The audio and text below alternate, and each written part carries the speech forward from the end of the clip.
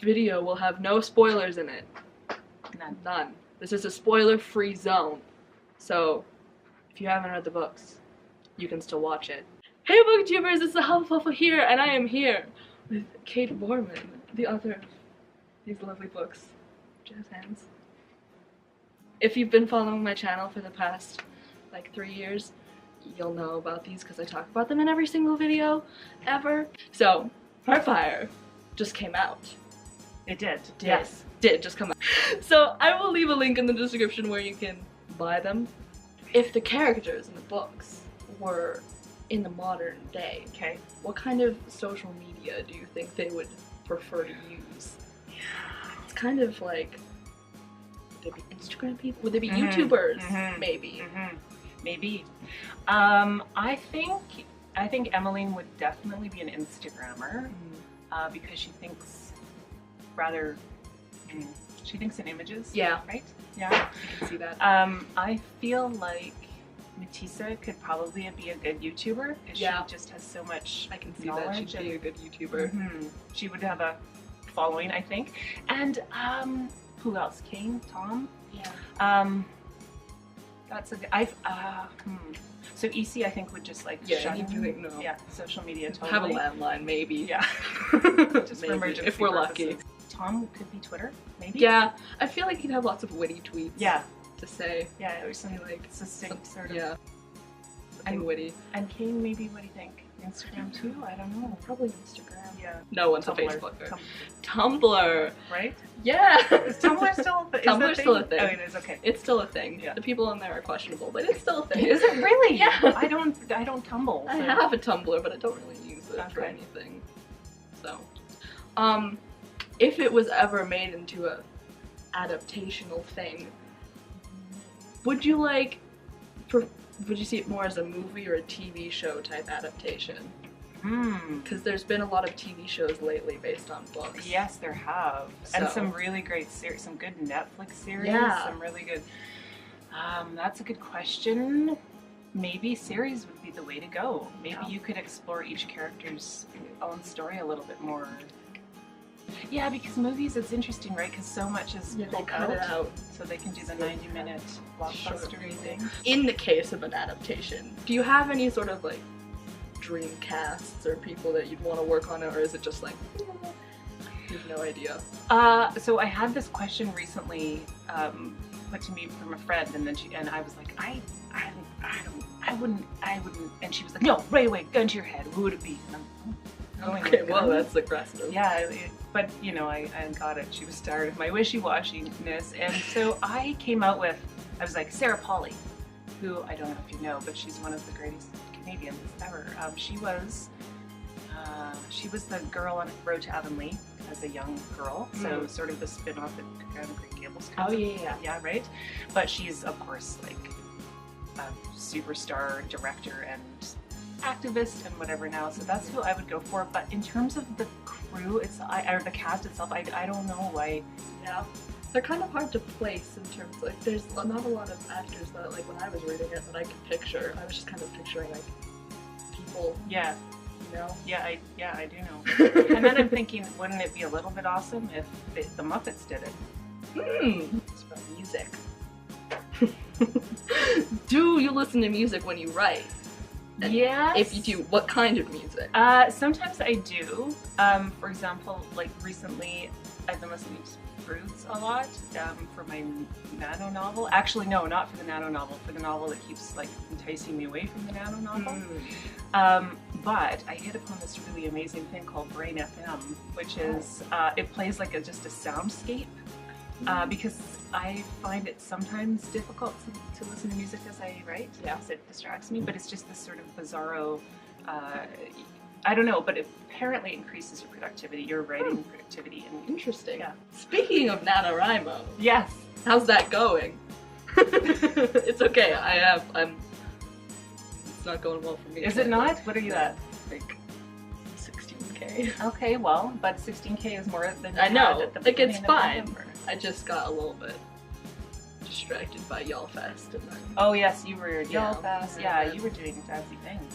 I wasn't writing, and then all of a sudden I was like, if 5K behind, and I was like, oh, okay. I'm still writing, but I'm just like, it's hard when you get that far behind, right? Yeah. I know, I'm at 32K or something like that, like I'm like solid 10 days behind now, I guess, or something like that, but I just sort of fell off of that. Actually, what happened was I felt like it was sort of it began, and it often is anyway, which is fine. You can't fix what you don't have, right? So just getting the words out is a good thing, but it started to feel like I was just putting one word after the other, because I didn't have a few parts, like I didn't have a few big questions answered. So anyway, so I fell off the train with a resounding splat.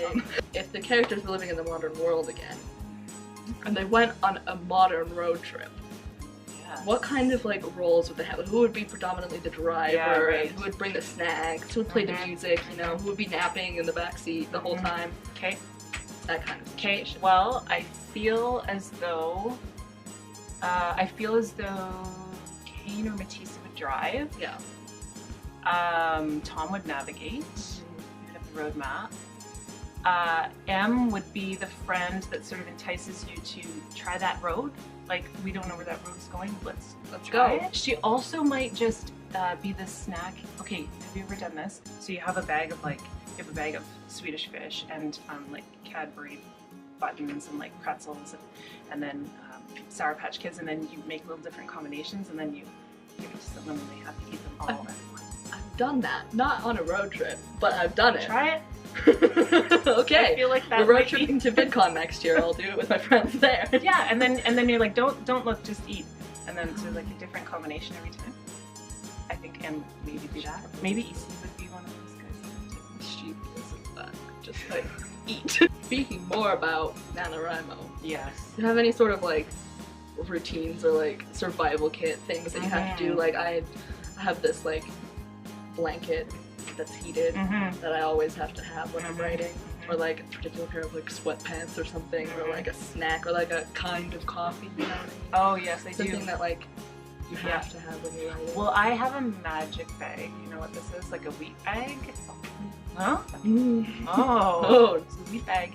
It's like it's filled with wheat, obviously. Right. That's why it's called a wheat bag, and it's sewed into a little sack, and then you put it in the microwave and heat it up, and then it retains the heat. Okay, gotcha. And it's amazing. And so I have to have one of those, I think. Yeah. Also, I trained myself at like this month to drink black coffee, which is, I don't know if it's a victory or a defeat. You know, it's like I gave up, and I didn't have the organizational skills to have the cream in the fridge. Right. Consistently in the studio, so I had to just That's fine. Okay, now in terms of reading, do you like reading anything right now, or what was the last book you read? The last book I read was Illuminate. Did you read that one? I haven't read it. Oh, it's pretty cool. But I'm reading again. That's great. Thanks for fired. Plug. Just inspiration in general. Okay. To write these. Okay, so that's that feels like a really big question. It's quite a big question. So like, yeah, answer it in any way you want. Okay. So the inception of Winterkill started as me asking myself, what would it have been like if the settlement of the West had been a disaster for the settlers? And what would that look like, and in what circumstances would that occur? And so answering those questions for myself kind of helped me build the framework for what the world looks like. Colonel, I just could picture this girl out where she shouldn't be, out in the woods, and she was digging, and the line out here, I can feel the dead in the trees, came to my head, which is the first line of Winterkill, and it's always been the first line of Winterkill. So then I started to unpack what she was doing there, and what she was facing, and all of that sort of thing. So, so popular. So then as I sort of fleshed out from there, I understood sort of what her journey was, and then that bigger question. So that was fun. This has been Kate Boorman and the Winterkill trilogy. I do a lot of jazz hands. I'm excited about things. So yes, exciting things. Doing a giveaway.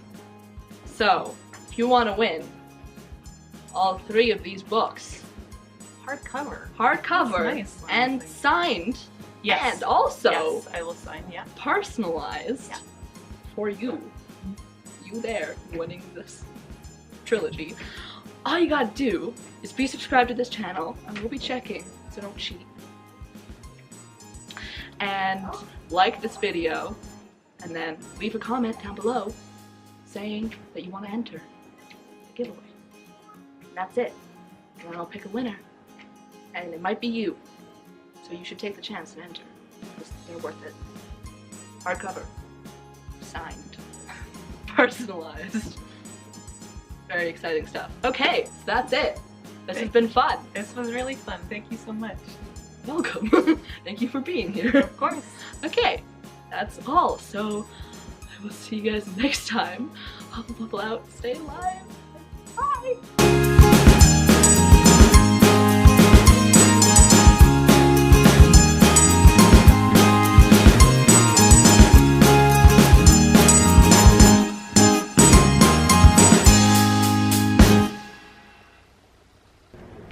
I'll probably cut that out.